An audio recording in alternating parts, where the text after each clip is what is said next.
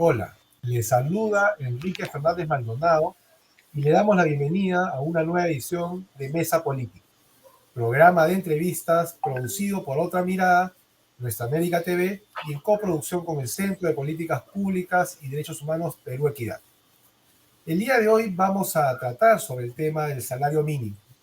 Hace unas semanas, el presidente Pedro Castillo anunció que desde el 2022 los trabajadores peruanos no iban a ganar menos de 1.000 soles. Eso suponía un incremento del salario mínimo, actualmente en 930 soles, hasta alcanzar esta suma de 1.000 a través de un bono que iba a entregar por 2 veces el gobierno peruano. Para hablar sobre este tema, hemos invitado al señor Luis Villanueva Carvajal, quien es secretario general de la Federación Nacional de Trabajadores de Construcción Civil del Perú, a quien le damos la bienvenida.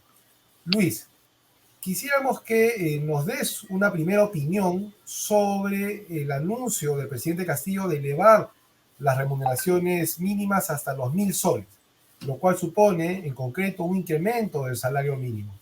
¿Qué opinión te merece este anuncio del presidente Pedro Castillo? Bueno, muy buenos días por esta oportunidad. Respecto al anuncio que hizo el presidente Castillo hace ya algunos días sobre un reajuste a la remuneración mínima a 1.000 soles, no lo dijo, bueno, como un aumento, un reajuste, sino que era tácito y se entendía así hasta que el Consejo Nacional de Trabajo determine cuál iba a ser el reajuste.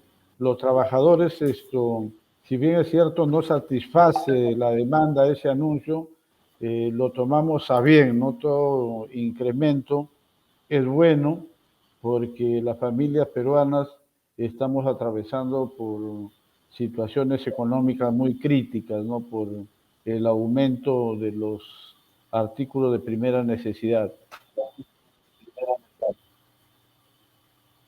Entonces entenderíamos que desde la Federación de Construcción Civil estarían de acuerdo con un incremento del salario mínimo. Ahora bien, el presidente Castillo lo anunció como parte de un bono económico, de un subsidio estatal. Pero lo cierto es que el tema del salario mínimo se viene discutiendo hace mucho tiempo en nuestro país, básicamente en el ámbito del Consejo Nacional del Trabajo, donde participan la representación de los trabajadores a través de las centrales sindicales, también la representación de los empleadores a través de sus principales gremios y también la representación del gobierno a través de la participación del Ministerio de Trabajo. Sin embargo, el Consejo Nacional de Trabajo no se pone de acuerdo desde hace casi 15 años en una fórmula que permite un ajuste automático del salario mínimo. ¿Considera usted que estamos en momento de poder aprobar una ecuación que permita a los trabajadores peruanos tener incrementos progresivos del salario mínimo en función, entiendo yo, de las variables de productividad e inflación? Mire, al respecto, yo creo que no solamente hay que analizar la situación difícil que vienen atravesando las familias de los trabajadores, sino también para este caso una herramienta que es fundamental y que sobre eso se trabajan las políticas de Estado. Me estoy refiriendo al marco macroeconómico multianual del 2022 al 2025, que, bueno, ahí se puede ver de que respecto al tema político, se dice que la economía peruana, por ejemplo, este año, el 2021, va a crecer por encima del 10,5% y que así para los años sucesivos también va a haber un crecimiento. Si bien es cierto, en los próximos años no va a haber un crecimiento sostenido, pero va a haber crecimiento por encima del 4%. Entonces, si eso es la base económica, nosotros creemos que los trabajadores sí tenemos derecho a un incremento de la remuneración mínima vital, porque esta está atrasada. Como todos sabemos, el último reajuste de la remuneración mínima fue en abril del 2018, si no me equivoco, ¿no? Ya van a ser 4 años, esto, y por lo tanto, ya creemos que se debe hacer justicia y se debe de una vez por todas reajustar esta remuneración mínima vital.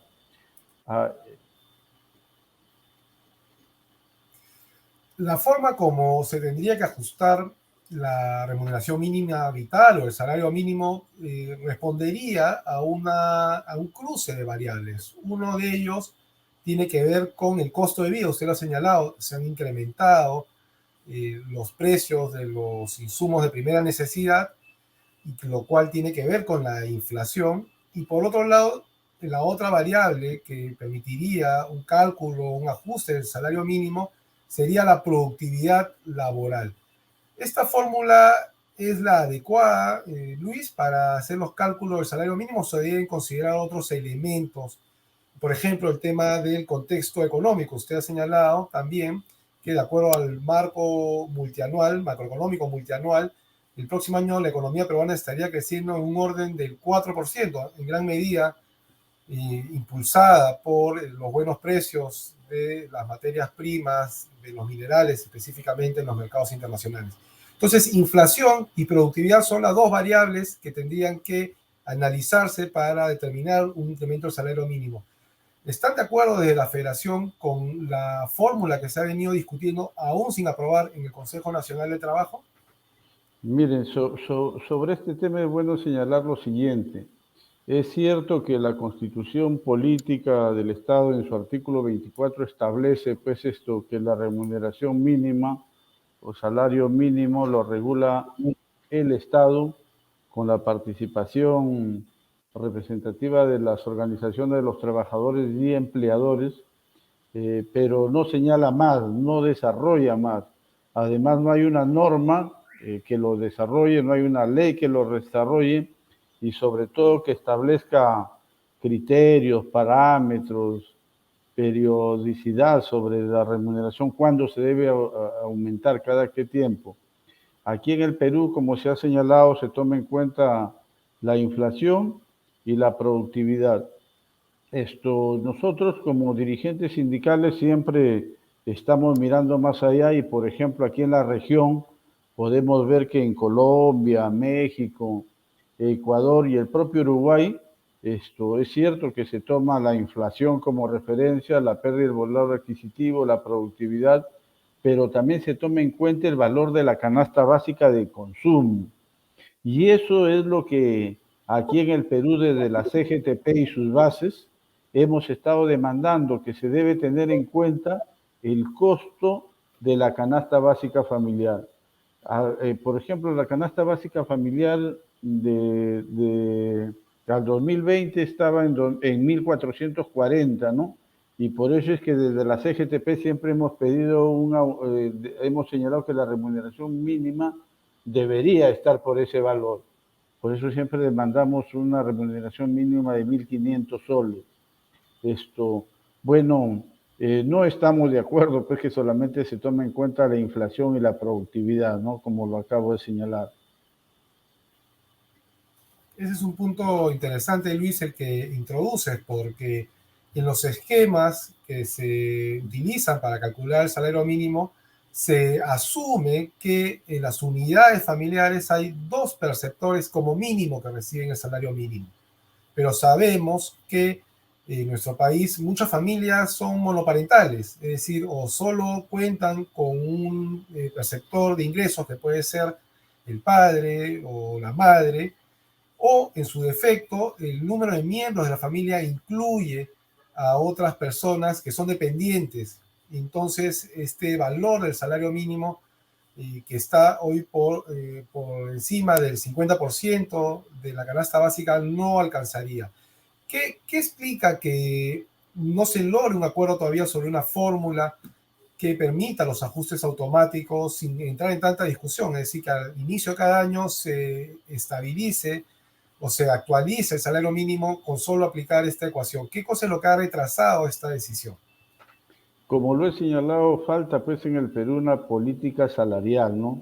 O sea, porque como he señalado, la Constitución establece, es más, inclusive en el Acuerdo Nacional, en su política 14, se habla de empleo decente, ¿no? Y para que sea empleo decente tiene que ser un ingreso que dé al trabajador y su familia un vivir decente, permitible, ¿no? Pero eso falta desarrollar, como lo he señalado, tiene que ir acompañado con una política salarial, ¿no? En la que ahí se establezcan los periodos, los criterios que se deben tener en cuenta, valores, esto, yo creo que porque en el Consejo Nacional de Trabajo, desde su reinstalación, que fue el año 2001 hasta la fecha, lamentablemente no se ha podido llegar a consenso, ¿no? Porque cada sector o representativo siempre argumenta lo que más le favorece, ¿no? Desde la defensa de sus intereses. Y lamentablemente los aumentos a la remuneración mínima siempre ha sido a través de decisiones más que nada del Ejecutivo, ¿no? Yo creo que aquí hay una tarea para esta gestión y un desarrollo de una política salarial es una de las tareas que debemos ponerle mucho énfasis, ¿no? Una de las razones que se esgrimen para oponerse al aumento del salario mínimo es que este afectaría en la generación de empleo formal o en los niveles de desempleo. ¿Usted considera que es así, que el aumento del salario mínimo tiene un impacto negativo en las tasas de empleo, de ocupación y de desempleo? ¿Cómo lo percibe? No, para nosotros, desde el punto de vista de los dirigentes, que eso no es cierto, ¿no? Y está demostrado. La remuneración mínima, como ellos mismos lo dicen, no, ellos dicen, oye, la remuneración mínima no se le aplica a los trabajadores en general, sino es a un mínimo de trabajadores. Entonces, si es así, no tiene incidencia entonces en el mercado. Con mucha más razón debemos tener una regulación, vamos a decir, cada cierto tiempo con mayor frecuencia. Nosotros queremos que el mercado se acomoda. El incremento de salario no promueve desempleo, no promueve informalidad, como dicen el sector empleador. Más bien nosotros creemos que por el contrario incentiva más bien al real protagonista de la economía del país, que somos nosotros los trabajadores con nuestra economía familiar, ¿no? Si nosotros tenemos un aumento de remuneración, eso tiene incidencia en la economía, ¿no? Porque somos los trabajadores, vamos a decir esto, no tenemos una capacidad adquisitiva eh, que nos permita resolver nuestras necesidades de tal manera que cualquier aumento inmediatamente es una inyección a la economía, ¿no? Sabemos nosotros que es lamentable que un sector amplio de los empleadores, eh, en su afán de querer lucrar, prefiere tener a trabajadores cada día más degradados en su estándar laboral y su estándar de vida, porque consideran que los derechos vinculados al mundo de trabajo, ellos lo consideran que son sobrecostos, ¿no? Que son inclusive intereses contrarios a los objetivos nacionales. Y eso nosotros, como desde el punto de vista de los trabajadores, lo rechazamos, ¿no? Consideramos que debe haber una política completa, ¿no? Salarial, para de una vez terminar con esta inequidad de los atrasos de los ajustes de la remuneración mínima vital. Usted señala algo que es clave, ¿no? Cuando se dice que el salario mínimo va a generar desempleo, hay algo que no cuadra, porque los montos que reciben los trabajadores que tienen por salario la remuneración mínima vital se utilizan básicamente para alimentarse, para vestido, para transporte, para introducir mejoras en la vivienda, para pagar la educación de los hijos. No hay prácticamente capacidad de ahorro para aquellos que ganan el salario mínimo y por tanto todo ese dinero que pasa a los bolsillos de los trabajadores a través de este tipo de políticas revierten en el mercado interno, que es precisamente el mercado que genera más oportunidades de trabajo en el país. Pero yo quisiera preguntarle ahora, Luis, ¿Cómo ve el tema del aumento del salario mínimo del sector de la construcción civil? ¿Cómo es que se maneja estos ajustes en este sector? Porque sabemos que el sector de construcción civil es el único prácticamente que cuenta con una negociación colectiva por la materia, tema sobre el cual ya hemos conversado anteriormente. Entonces, ¿cómo pega un aumento del salario mínimo en un contexto donde existen convenios colectivos por la materia, donde ya se establecen pisos salariales? Sí, mire, respecto a esa pregunta, en verdad es bueno señalar que no tiene un impacto sensible en la escala salarial de los trabajadores de la construcción, porque eso no tiene ninguna incidencia. Como se acaba de señalar, los salarios de los trabajadores de la construcción en el Perú se regula a través de la negociación colectiva por rama. Y como es por rama, estos salarios, condiciones de trabajo que anualmente se establecen, eh, están obligados a cumplir los empleadores que estén dentro del gremio de Capeco y los que no estén, es decir, todos los empleadores están obligados, como igual protegen o están al alcance de todos los trabajadores de la construcción, estén sindicalizados o no estén sindicalizados, ¿no? Esto es bueno señalar que en la última negociación colectiva se estableció, por ejemplo, para el trabajador operario, un jornal básico de 74 soles 30, que sumado a esto una bonificación que también lo perciben diariamente, que es alrededor de 23 soles, más su movilidad del trabajador de la construcción, un operario, como mínimo está por encima de los 105 soles, que si lo multiplicamos por 30, estamos hablando que un operario no gana menos de 3.000 soles mensual, ¿no? Estamos hablando sin incluir la liquidación por tiempo de servicios, sus vacaciones, sus gratificaciones y otras bonificaciones. En verdad que la remuneración mínima no beneficia a los trabajadores de la construcción, pero sí nosotros la defendemos como institución laboral porque creemos que en el Perú es el piso salarial de los trabajadores que no tienen derecho a negociación colectiva, que no están sindicalizados y que además son para los trabajadores que no tienen una especialidad, vamos a decir, no están bien calificados, ¿no? Entonces, nosotros nos solidarizamos y también defendemos la remuneración mínima.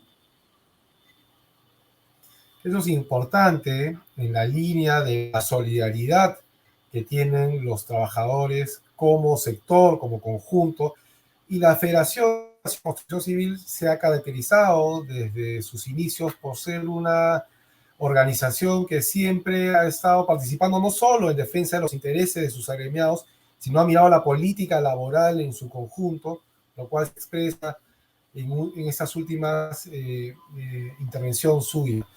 Yo le quería preguntar si la sindicalización, digamos, es un elemento que ha ayudado a mejorar las condiciones de trabajo del sector de la construcción civil y qué tan importante es para mejorar las condiciones de trabajo del conjunto de la clase trabajadora en nuestro país.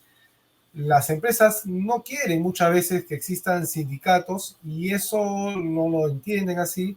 Podría contribuirles a tener un diálogo social institucionalizado que reduzca al mínimo el conflicto entre las empresas y los trabajadores. Entonces, yo le pediría un mensaje con relación al tema de la sindicalización y qué debería hacer el gobierno para promoverlo.